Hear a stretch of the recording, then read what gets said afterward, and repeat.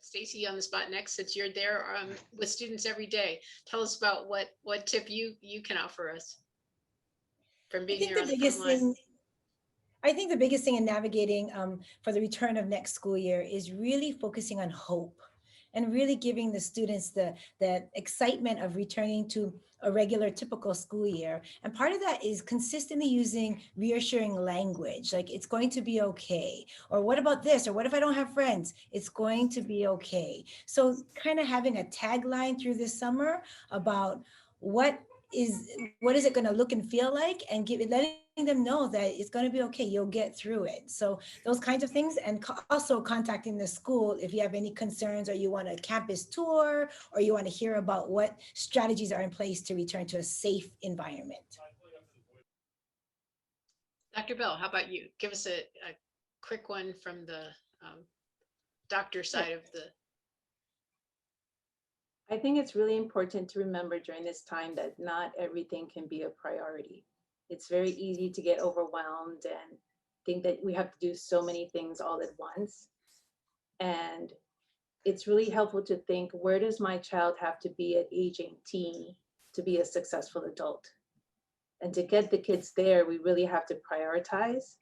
And the first would be making sure families are strong and healthy, and we have a positive family culture, protecting their sleep, help them manage stress, and keep them socially connected. Anissa, I'll break up the doctors. Yeah, so I had this discussion with my RED Kumi the other day, and right now, just pretend like you're a bear in hibernation. And right now, maybe you're just kind of peeking out of your den, and you can go out and pick some berries if you want to, but you can also go back to sleep in your den in your safe space. So just be like the bear and go slow, and take it one day at a time. Okay, Dr. Jones, can you give us a quick starting tip before we get into introducing everybody and hearing more about today's panel? Sure. I think the last 15 months have given a lot of families an opportunity to spend maybe more time together than they had previously, and just encourage families to continue to lean into that. And I think one quick tip is just to continue family meals. If you've started, having regular meals together, and maybe that wasn't as easy in the past when everyone was kind of different, continue to have at least, a few days a week where you guys make sure and you're sitting together down as a family and having meaningful communication and spending that important time together. That's great.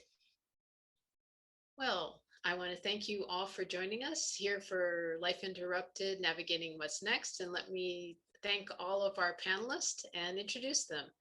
We're joined today by Dr. Kathy Bell, who specializes in emotional behavioral regulation, language, learning differences, parent coaching, and strengthening families. And we're also joined by Phil Bossert, the Executive Director of the Hawaii Association of Independent Schools. Thank you both. And we are joined by Eduardo Jones, Sutter Health Kahimohala's Director of Behavioral Health. And from the front lines, Stacy Kunihisa, Principal at Kanoilani Elementary and National Distinguished Principal from 2019. And also, thank you for rejoining us, Anissa Wiseman, the Program Director and Walk Manager for NAMI Hawaii. I'm Robbie Dingman from Honolulu Magazine. Thank you all for joining us. We are fortunate to come back. This is our second year of Life Interrupted. We'd like to thank all of our sponsors for making it possible for us to come back. Our presenting sponsors, Kahala Clinic for Children and Family, Brain Health Hawaii. Our silver sponsor is HAIS from the private schools. And our community sponsors are NAMI Hawaii and Mental Health America of Hawaii. And yes, for us, it definitely takes a village. So thank you all for making this possible. I hear so often from people who say that they found out about all the community resources, many community resources available through Life Interrupted, and we're honored to be a part of this. So thank you so much for joining us. And what we're going to do is I'm going to ask a few of the questions, and then we're going to chat through them. And I'm inviting our panelists to just jump in. So it might not be as orderly, as I'm not just calling on everybody, since I'm not actually a teacher myself.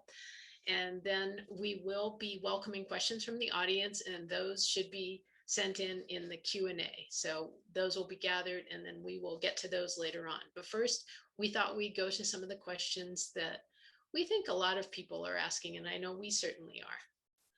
So this is one of them for us. What are the mental health challenges we can expect for families in the coming months, and how can we handle them? Why don't we start with Dr. Jones? I think that we've all already been through so much, but now with a lot of things opening up, students going back maybe fuller time to school, it's just going to be a tremendous adjustment. A lot of us have had to develop new routines and be flexible, and now we're going to have to do that again.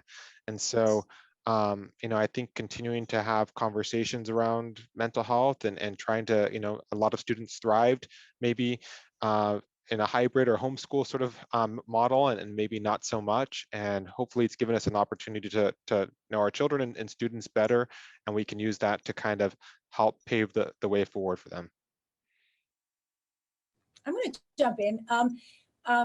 Full disclosure, my son, who's actually in high school, has struggled with OCD and perfectionism his whole life. It's been a journey together.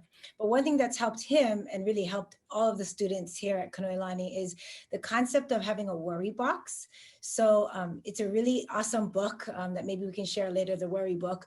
And it teaches kids of all ages to design a worry box. So you actually draw it out and you identify the worries that you have, and they will come as we go through many changes, and you lock it all up, and you only give yourself a certain amount of time per day to think about or discuss or perseverate on these worries. So it's just been a true gem that if the worry pops up, you're like, go back in the worry box, put it back in your worry box and lock it up. So you don't overanalyze things and try to deal with things that are out of our control. So think of designing a worry box mentally. Great advice. Phil? Yeah, Oh, go ahead. I have something similar that I use in my toolkit. Is I made this when I was in like 3rd or 4th grade. It's just a little doll, but it's my worry doll. It's something that I talk to when I have a bunch of worries. It's somebody that I can go to when I need to have that word vomit, I call it. Another thing that I think is good, sometimes kids don't have the vocabulary to explain what it is they're feeling. There's a thing you can look up online, just do a Google search. It's called the feelings wheel, and that can help them to identify what it is they're feeling. And then there, something else you can do is like just fold up a piece of paper and write out different emotions and have the children draw what it's like to feel these different emotions, because then you're getting a different way for them to explain what's going on inside of them. And I just like to build upon that. COVID is no different than transitions we all go through. Every time a child hits another transition, it can be a big deal, and it can increase the mental stress that we feel. So one thing that's really important is to make sure that we as parents are in alignment with each other, so that unintentionally we don't message kids differently. For example, if you're one parent who is a sleep Nazi like myself, but the other parent doesn't back it up, that's a mixed message, and it's going to be hard for our children to get enough sleep. So before you go to sleep, then you talk about what things you think are important, so you know that you're aligned. Definitely, right? So the biggest thing is we're all busy, and so it's really hard to find the time to meet with our co-parent to make sure we're aligned. So it's really making sure that that happens, so we have a plan. What time should our kids go to bed? How are we going to make that happen together? That's good. I'll Bill, pass. do you want to add up to that? Dr. Jones, I think you wanted to add something about other ways that families can help with that. You mentioned you folks have both mentioned meal time, making time, and Having also family. talking. Yeah.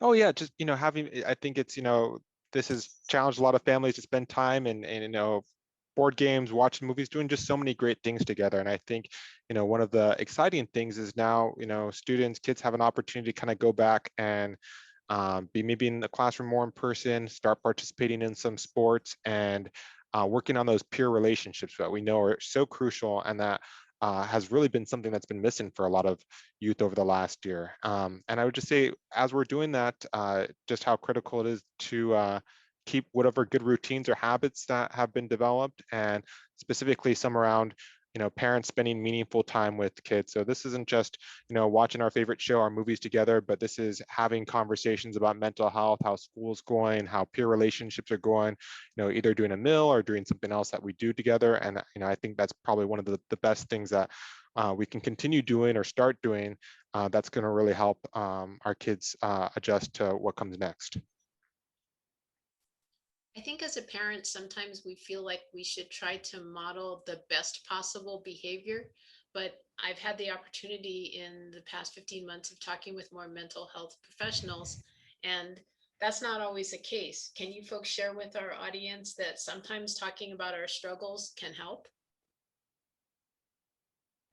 One thing that we practice a lot across the campus, that means teachers are sharing it, everyone, is we do like a mood thermometer. And some teachers do it where it's horizontal and not an actual thermometer, but they build it in different ways, but the language remains the same. And it's an idea of knowing when you're at a 0 and when you're on the negative end, as far as you're sad or you're even further down that road, or when you're excited and happy, and being able to describe where you're at. So we use numbers at our school. So it's what number are you at today? And a 10 means you're at the best place you can be, and you can even be a negative number as well. So I think it's critical to have shared vocabulary when it comes to emotions, and everyone understanding when I say I'm at a -2, back away and just give me some space. So having that understanding in whatever circles you are in, so people can communicate and it's clear in where you're at mentally.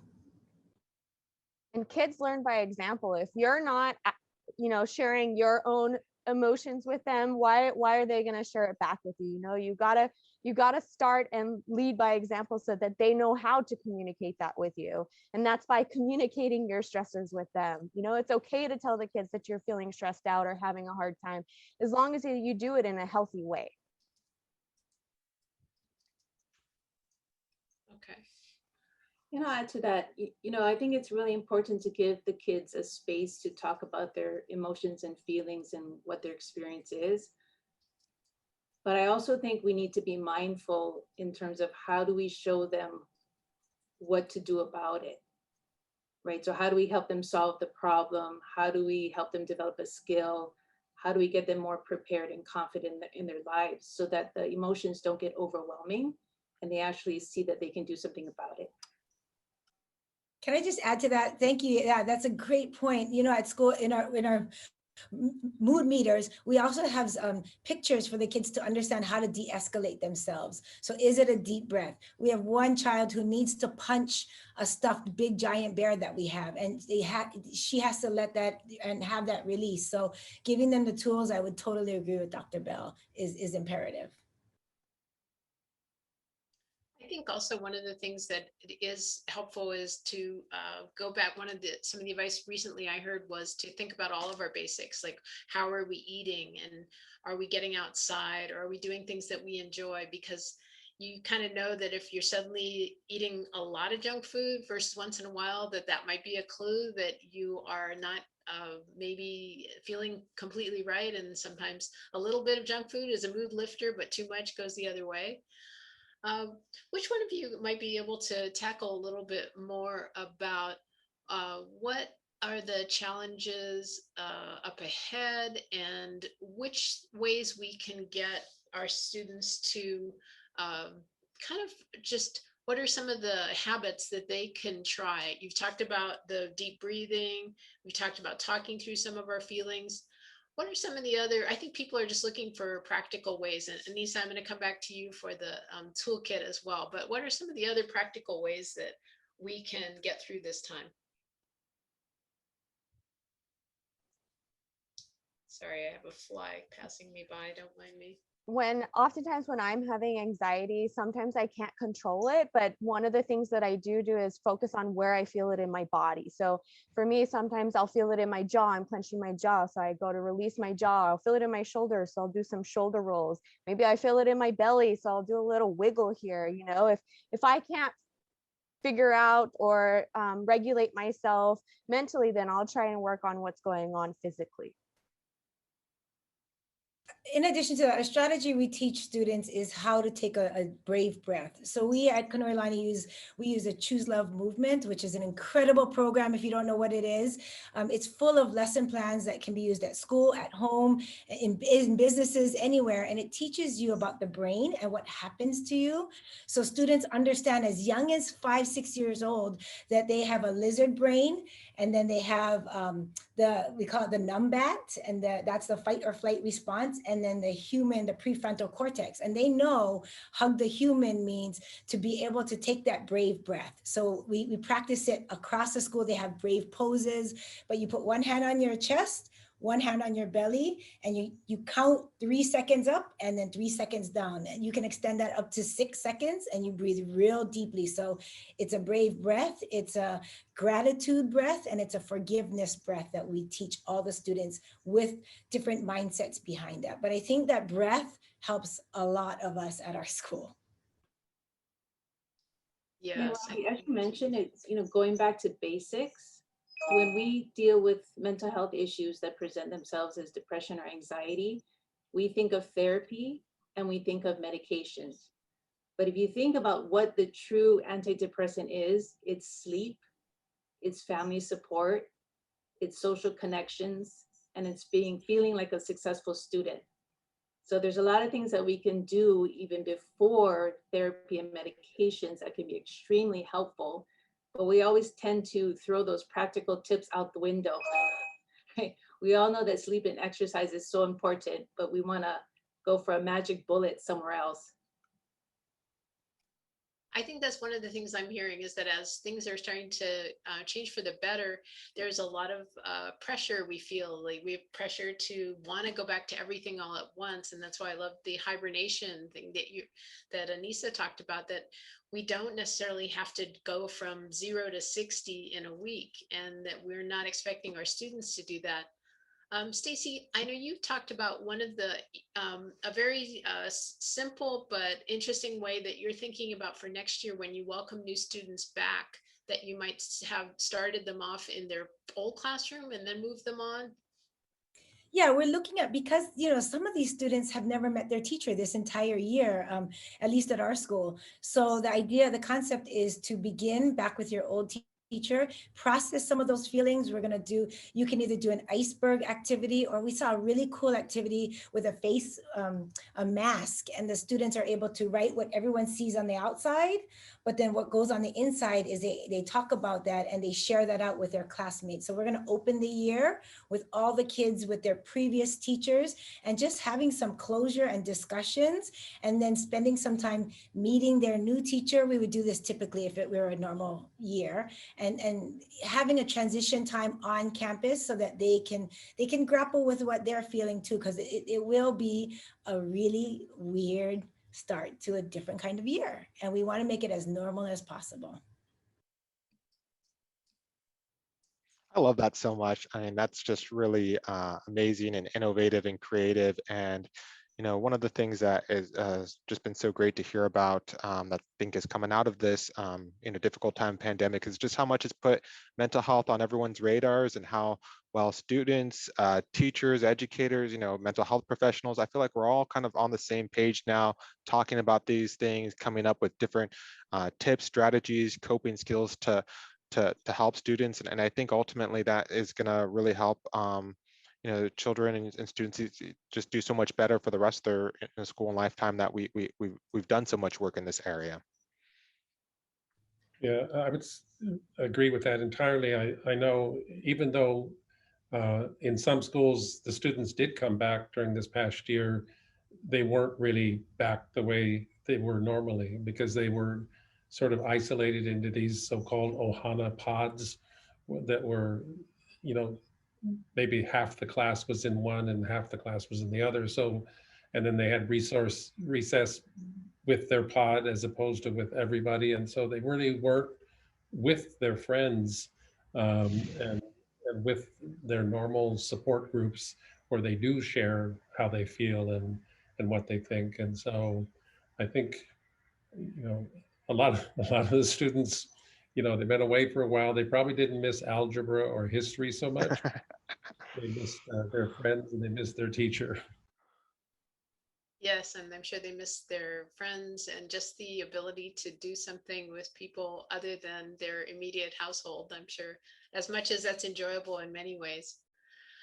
Anissa, can you talk a little bit about the emotional toolkit? Because I think that's also good as we move forward. As you said, that we've really gone into a time where we're all talking a lot more about mental health, that we have this shared trauma event, that everyone's had to go through this in different aspects and in different ways. Certainly we're not all having the same experience, we're all having a multitude of different experiences, but it's definitely been weird.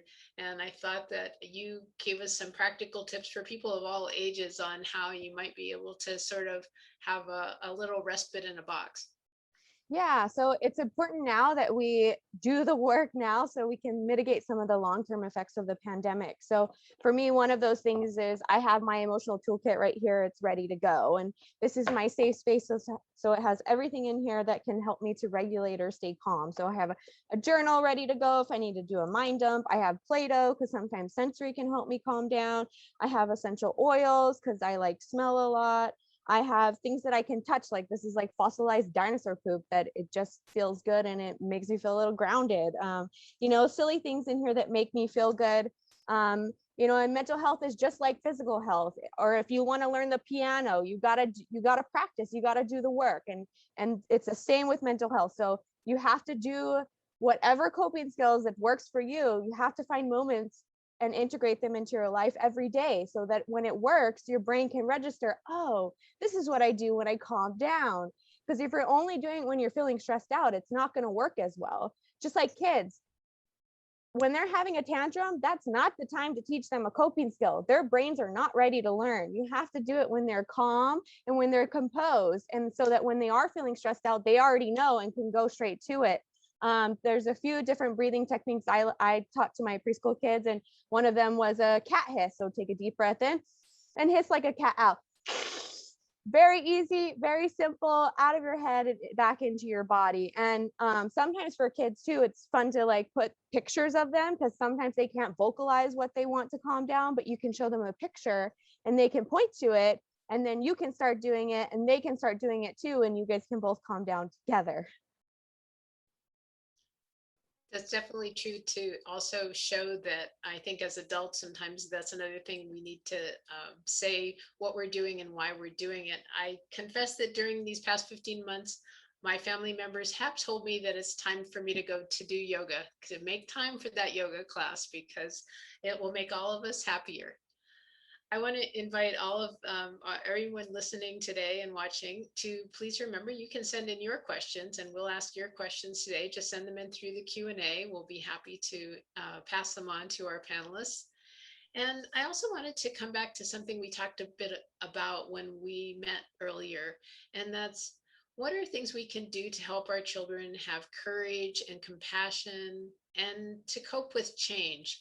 Because I know we joke in our office, you know, whenever someone wants to announce something big, there's like, oh, it's big change. And they look around like, why aren't you excited? Well, for most of us, change comes with a lot of trepidation. So I think as much as good change is wonderful, we all have that anxiety about what will change bring. So how do we go for these good compassion and courage and coping skills?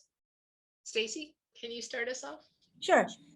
You know, one of the most successful strategies that we use school-wide is we have journals. So we have Choose Love journals that every child you know, actively writes in. And one activity we do across the campus is 5 trusted adults. And I think it's critical, and it can't be your parent. It's outside of the parents who, and that includes people at school as well, especially at school when you go back to school, who can you turn to for advice or support? Because sometimes it is the parent that's the problem, right? In that moment. So who do they have? And if it's not 5, maybe it's 2, or maybe it's 2 and a friend and whatnot. So we scale it down and scaffold it for the students depending on their age. The youngest ones draw pictures, but they're able to identify. And many times this year, they've activated that tool and they've asked to speak to even me. They've asked to speak to a counselor. So giving them the empowering them to know that they have people that love and care about them is really critical. Yeah, I can piggyback on that too. In terms of courage and compassion, what better place for them to learn about that than within their family system, right? So how do we create a family culture that's based on values, caring for each other, helping each other, and being productive? And I think that gives them the building blocks to know how to have that courage and compassion outside of the family. Can you help us out with a down-to-earth example? I think sometimes I love those terms, courage and compassion, but I feel like sometimes they sound like something on a higher level, like heroes do, that people win medals for. Whereas sometimes having the courage is a more down-to-earth example. Well, I kind of like what Anissa said with the practice repetitions. We don't get good at things unless we practice. So like you said, Robbie, we can get very intellectual about things and we talk about concepts and insights, but when we're talking about a child's brain, we really have to go back to basics and give them the skills, right? So if it's a situation that comes up in the family where dad yells or mom yells, right, and then we have to come back and apologize, right? If we did something wrong, we have to make amends. So how do we give them those practice opportunities within a family setting so they can replicate it amongst peers and in the community? Sure. So it can be that simple that I lose it and I yell, "What do you mean pass the salt?" Because I haven't talked about other things that I should have talked about. And then afterward, I can come back and say, I'm sorry about that. I wasn't doing what we were talking about. I wasn't sharing and when I was being anxious about going back to work full time, or I wasn't sharing other things, but I'm sorry that I did that. And now we can talk about some of those things. And then that's a way of showing courage that you kind of wouldn't think about so much. Absolutely. And it goes back to what Dr. Jones was saying about those family meals and using those as opportunities to just show kids, how do you have a conversation? How do you give and take? How do you listen? How do you provide support? And when someone says something rude, that was rude. Just calling them on the behaviors that aren't going to help them in the real world. Yes, I have to say that a lot of the iMessages and things that I learned when my kids were younger certainly have been coming handy now. Not to say, well, that was dumb, but to say, when you said that, it made me feel like you weren't paying attention to what everyone else needs, So I think that because of this, I think that is very helpful. And I know sometimes when people aren't used to that, it sounds a little subtle, but I definitely found that that's not the case. Who else has another good tip for how we can encourage each other to get through tough times? Yeah, the thing that was coming to mind for me when we were talking about courage is by, us as leading by example. We're talking about a lot of the things that students will be expected to do, some of them going back into large class rooms and large schools of thousands of students after being maybe at home in a more kind of comfortable environment for the last, 15 months or so. And so, us setting reasonable expectations, goals, showing them as we're starting to feel safe and more comfortable, getting back out into the community, getting back to the gym or yoga class or things that we can do in a safe manner, and kind of showing, hey, this is something that we can do too. We're continuing to have those conversations and check in, but we can kind of slowly kind of coming out of our hibernation, but getting back to some of those routines and those activities that we know are really healthy for students and our children, but maybe we haven't been able to do the last year, and maybe some folks might be feeling some social anxiety, kind of getting back to some of those things. One of the things we talked about earlier that I thought was super helpful was that I think it's easy to think, well, I'm going to find a strategy and it's going to work. And something that worked for me 8 months ago might not be working now. Am I just screwing this up? What's going on with this? So we do learn, we try different strategies, but sometimes things still suck. What do we do then? Okay, I'm At gonna, first you don't succeed, try again. And know that everybody doesn't succeed Yeah. every single time, right? Absolutely. And just because something's not working today doesn't mean that it won't work tomorrow necessarily. And sometimes we need to create a new coping skill or use a new coping skill, a new coping box for a different time, a different period in our life, and that's okay too. I don't think I've talked about breath as much this year as I have. I mean, somebody in yoga was saying um, explaining about the fire in your belly and the honey in your heart, and different ways to think about your breath. And from the kids saying, the brave breath and things like that. I think that definitely people are trying strategies that used to work for them. And one of the ones that's been encouraging has been board games, cooking together, doing different things. But now we're, finding sometimes those don't work and how to pivot. And he said, do you have good tips for what worked before doesn't work? What do you do now? yeah. So, well, first of all, I just have this huge back box of coping skills that I'm pulling stuff out of all the time. And, sometimes things just don't work. And sometimes you pull out another one and try another one, and you've tried 5 and it still doesn't work. And that's when I kind of practice this radical acceptance, right? Just giving it permission to suck. Sometimes things just suck, and that's okay. It's okay to sit in the suck for a little while. Just do something to make it suck just a little less. So maybe put on that favorite lotion you like that smells good, or that essential oil, or put on a music that you like, or do something to make it suck just a little less. It's okay to have that second, to have that day, but just don't let it take your life. Sooner or later, you got to come up for air, and you will. There is hope and there is light at the end of the tunnel, and I'm here to prove it. I want to just add to that real quick. And part of the suck could be things that are out of your control. So one really concrete activity you could do is do the circle of control. So you list everything down that is within your control, or you think, and you list everything that is outside of your control, and you actually circle it. And then you talk about it, because you might realize you have no control over it anyway.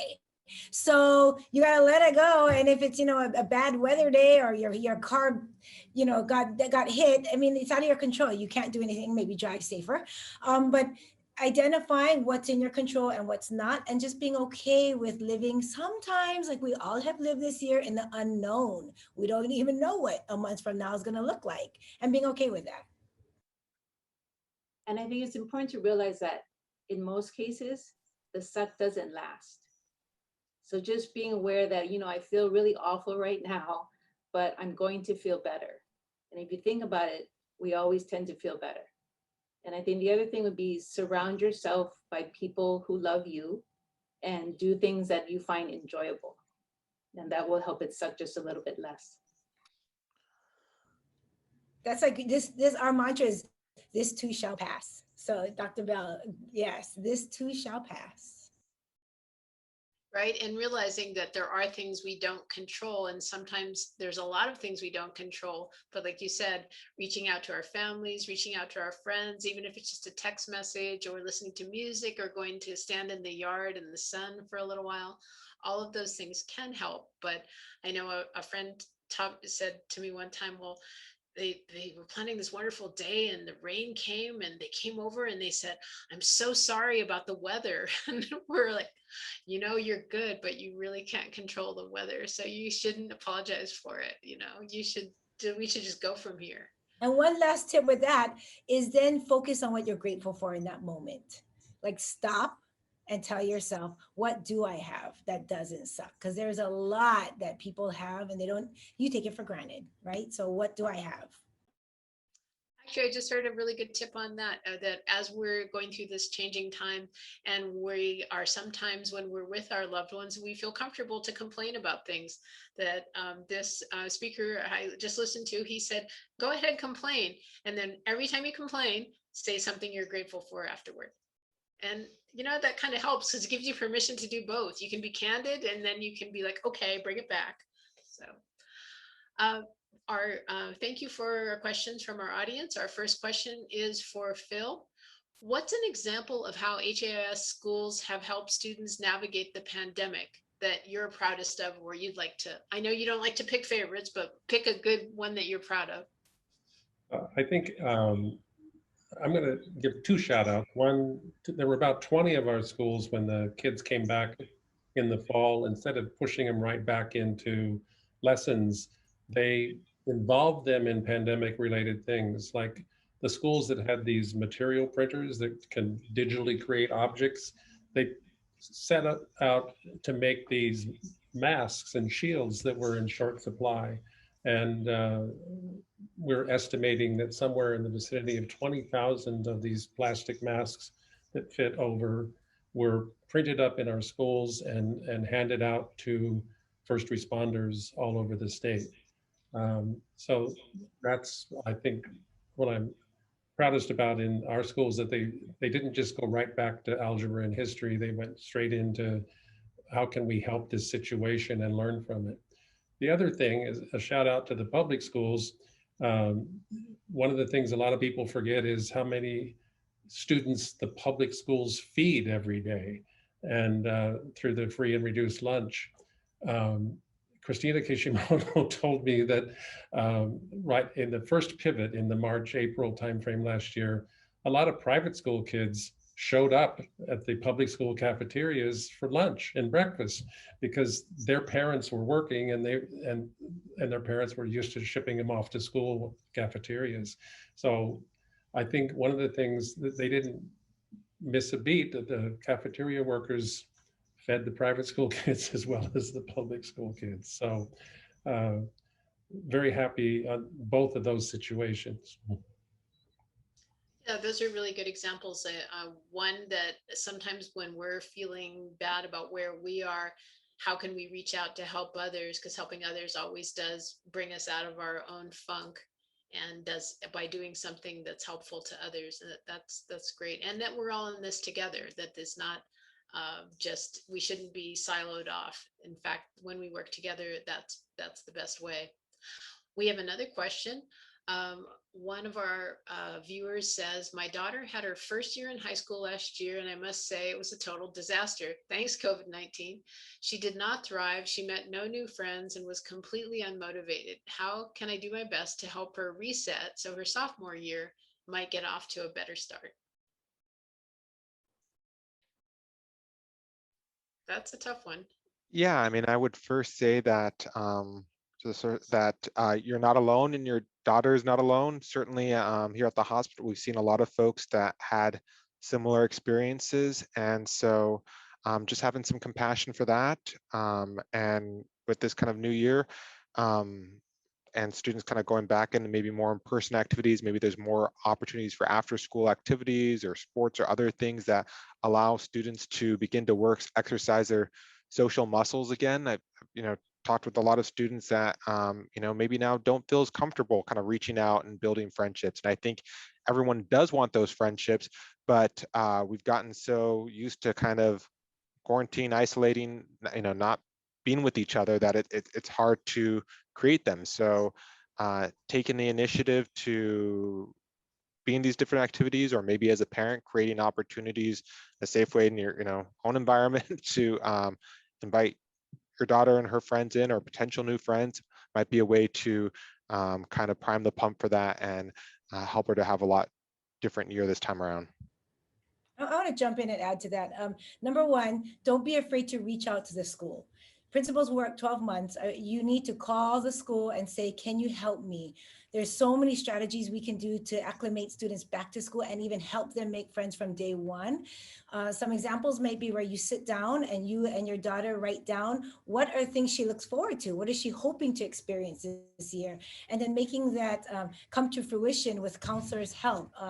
Asking her what kind of sucked about this year, and just being able to communicate both with your daughter, but more importantly, as important, with the school, because there are so many trained professionals on a public school campus. I can't even begin to tell you, or private school, both. It doesn't matter what school you go to. So reach out. It takes a village, and that is no joke during this COVID time. It's going to take all of us pulling together to get everybody kind of out of a funk. Yeah, I want to just echo that, Stacy.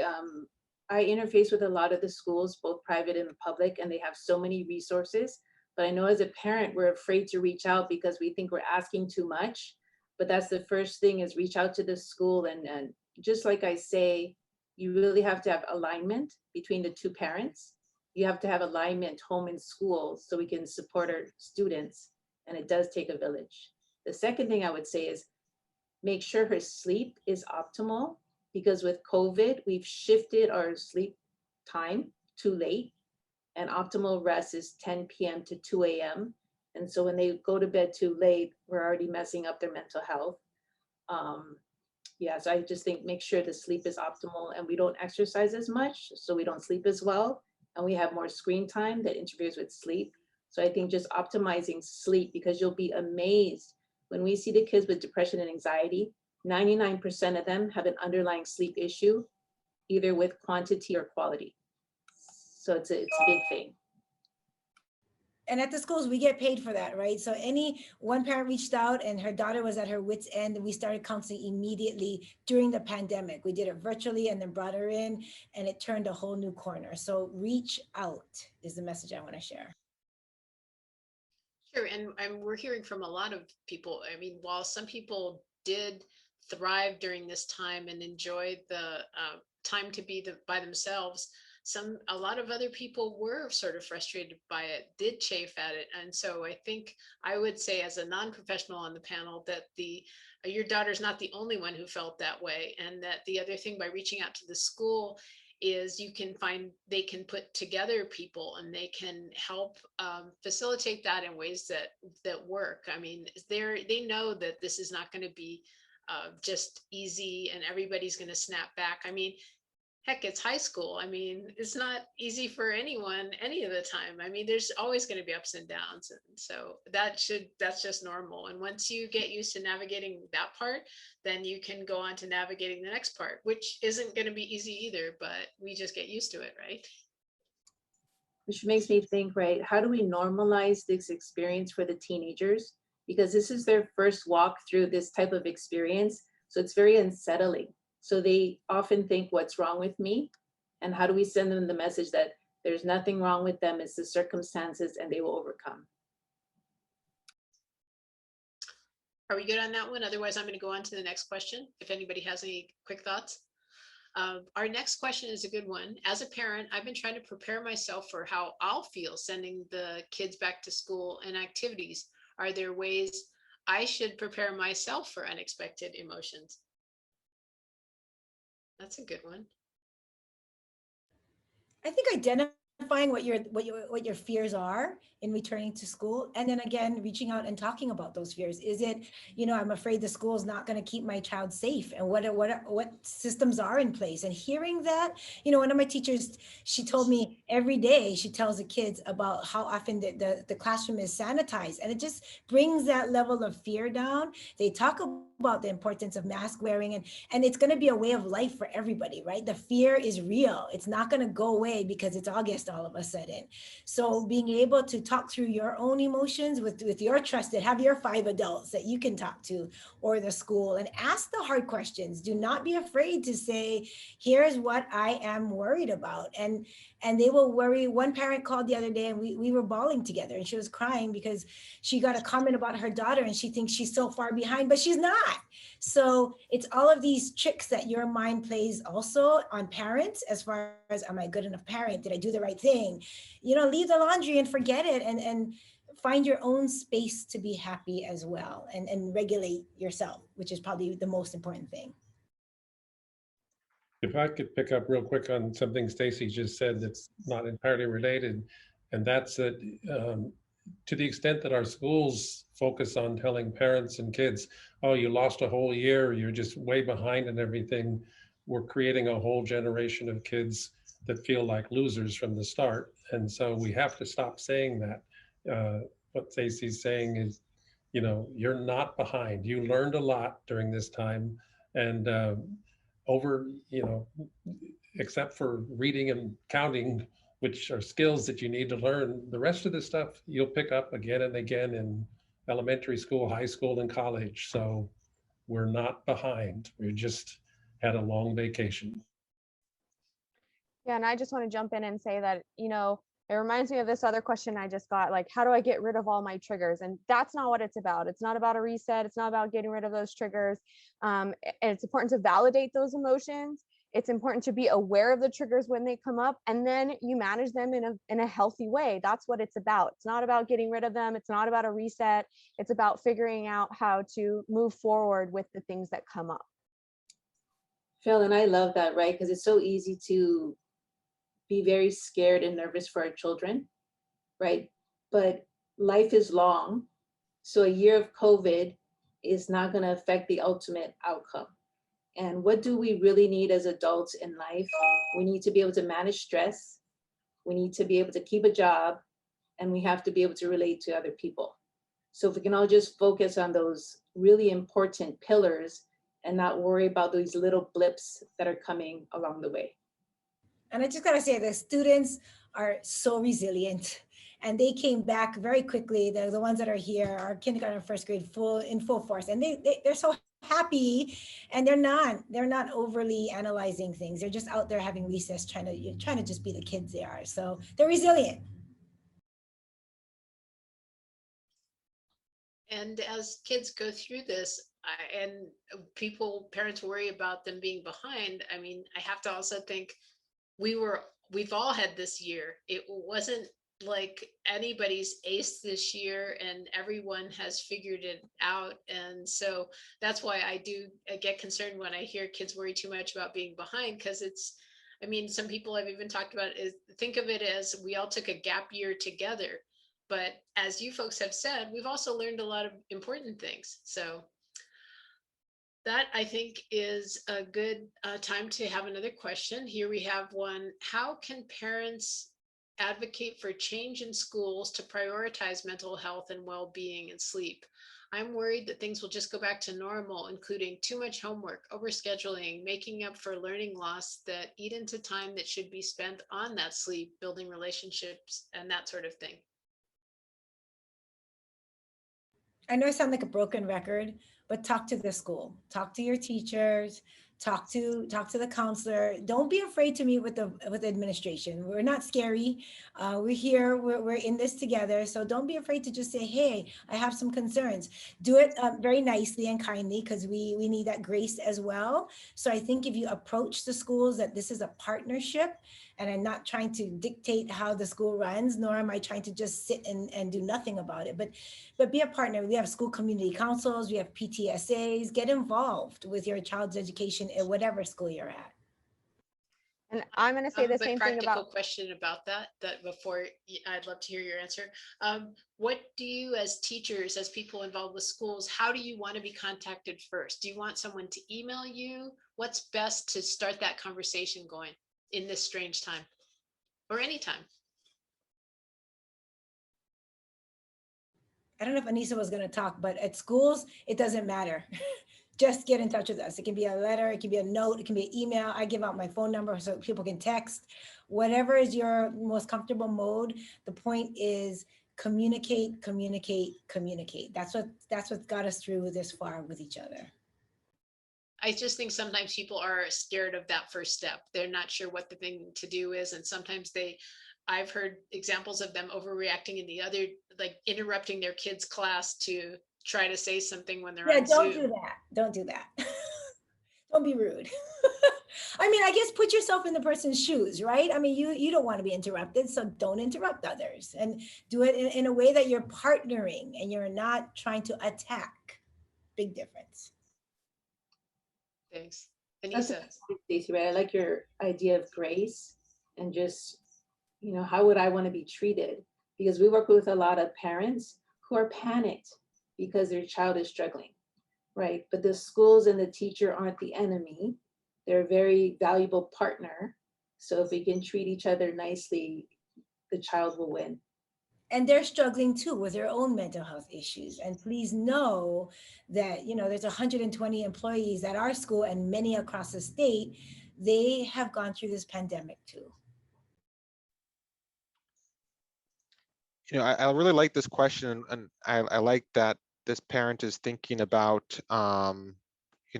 some of the challenges that I think maybe this time has kind of been shown a lot more in terms of there being too much homework for some students, them being kind of overscheduled. And one thing that's nice that's been come out is a lot of different educational options, from different online homeschool curriculums to different types of schools that have developed programs. And maybe this is kind of given parents more information about what sort of school, what sort of educational program works best for their youth, and some ways to kind of tailor around that. And I was just going to say, support and reach out to organizations already doing this work. Like us here at NAMI, we're already going into schools and talking about emotional health, or Mental Health America of Hawaii. They're doing similar things too. There are organizations already doing this work. So reach out to them, support them, volunteer with them. That's another way to get your foot in the door with that.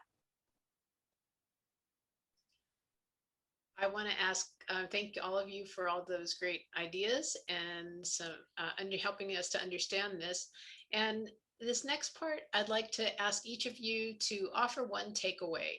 As we go forward, and we've been sitting here talking about a lot of these important issues, what's something you'd like to make sure our audience members go away with today? What's a point that we might not have made, or one you'd like to really emphasize? Dr. Bell, can I ask you to go first? Sure. I like to think about it that in life throughout history, bad things happen. So how can we help the students and ourselves rewrite the COVID narrative?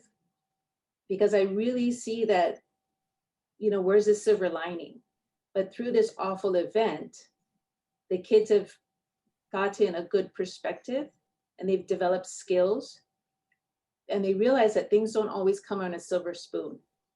And I think as we walk the students and our children through this, we have the opportunity to give them the strength and the skills that will allow them to meet the next challenge in their life.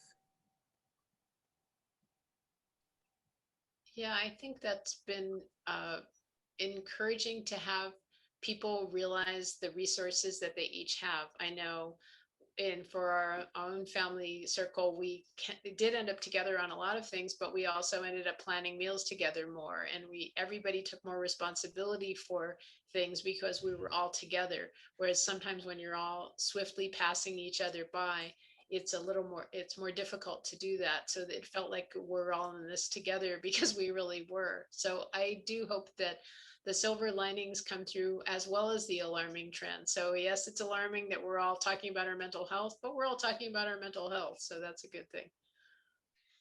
Nisa, would you like to go next? Oh, Dr. Jones, would you like to jump in? Yeah, and just say around this emphasis on strong families and parents being aligned and communicating with youth. One of the things that we haven't talked about, but is big for me, especially at the hospital, and especially pre-COVID, was seeing a lot of youth that were coming in with a lot of difficulties around social media, cyberbullying, fear of missing out, negative comparisons. And I think that hasn't been as present as a lot of students have been spending more time with their families and at home. And so maybe as they're kind of going out and stuff, for parents to remember that, yes, it's so important for students to get back out, to be building peer relationships, but those relationships with the family and parent, in my mind, are paramount and the most important. And it's important for parents to continue to prioritize that, and also to, I'd say, begin to talk and speak more about guidelines around social media use and technology that might become more of an issue with students kind of being more back in the community and at schools. I definitely thought that when Dr. Bell, when you were talking about the things that you have to watch out for too, that sometimes when you have to put out guidance and you are the bad guy some of the time, that you do see that students appreciate it, because saying, no, you can't be on your device all the time, because otherwise they could be on their device all the time. Oh no, sorry, their device time is only this much time, that it does sort of help to give that permission to move on and switch to something else. So that's definitely something I've heard has been helpful, to do those digital timeout. I know it's helpful for us too. Anissa, did you want to add in your takeaway at this time? Yeah, I just want to say that prevention doesn't have to be hard, but crisis sure as hell is. So making sure that you're doing things to keep up with your mental health. I have to make sure that I'm keeping myself balanced all the time. I'm integrating my coping skills into my life every day, because if I don't, then I'm already here and it's really easy for me to tip over the edge. So I have to make sure that I'm always keeping myself balanced. And even when I'm feeling good, I have an extensive sleep routine that I do. And even when I'm so tired, I still have to go through the motions of my sleep routine. It's, you just got to do it, and take it slow and just step by step. Phil, did you want to jump in with Yeah, your I think I takeaway? would sort of focus on a couple of silver linings from this terrible year of 18 months or whatever it was. And that's that I think an awful lot of parents discovered how difficult it is to teach. And so they have maybe a lot more respect for teachers. I think a lot of parents also became more involved in their children's education, and then they should stay involved in their children's education, as Stacy has said.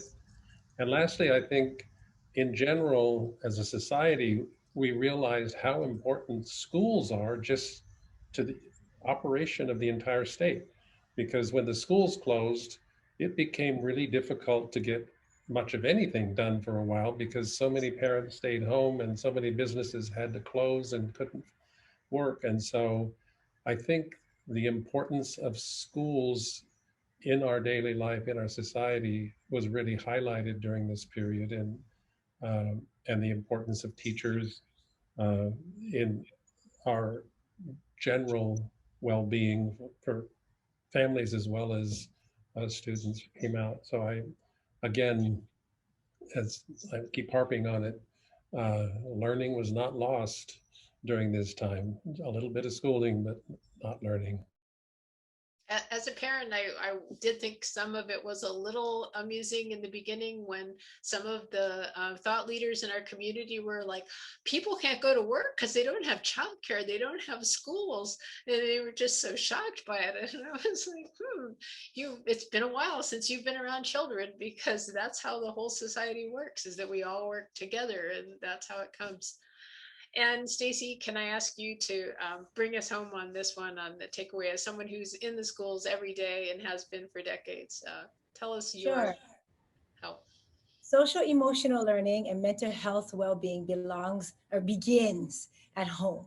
It doesn't begin in the school. So yes, it's important to have it in schools. It begins in your house where you're at right now. And I want to leave you with this ratio, 8-1. It might be more now, 8-1. And that's 8 positives to 1 negative. That's your own personal thoughts. That's what comes out of your mouth every day. You are the role model in the house. Sometimes you'll fall down. So I encourage you to read this book. Have you filled a bucket today? I think that's what it's called. Have you filled a bucket today? We read it across our campus for the last 10 years. Every single child gets that book read to. We do all kinds of school-wide celebrations around it, but essentially we all have invisible buckets. I want you to imagine that. And you're either all day, you're bucket filling or you're bucket dipping. So even at home every night, I mean, for now 20 years, it was my kids. Well, they're like 16.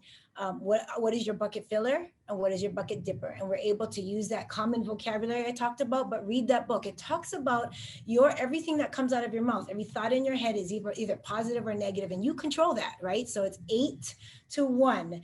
8 positives to 1 negative. So yes, your child may not do their homework. Yes, they may have had a hard day, but what are the positive things? And that's got to come out strong and loud as we return to school. Have you filled a bucket today? The last thing is there's parent pointers online. We've done a series of them on YouTube. So check it out if you want very concrete tips to do at home when reintroducing your children back in school. And great. And we will be able to send that out to all of you who've signed up. We will send out those resources. We have other resources that are available on our website. And we will just wanted to say thank you to our sponsors, Kahala Clinic for Children and Family, Brain Health Hawaii, HAIS, and bringing us Phil too. And of course, NAMI Hawaii and Mental Health America of Hawaii. We couldn't do it without all of you. We also have some tips that we have found useful, reminding us that it's okay to feel anxious, that we don't control everything, that we shouldn't overcheck, but we should connect with others however we can, and that really we are all in this together. So let's spread aloha. Thank you all for joining us.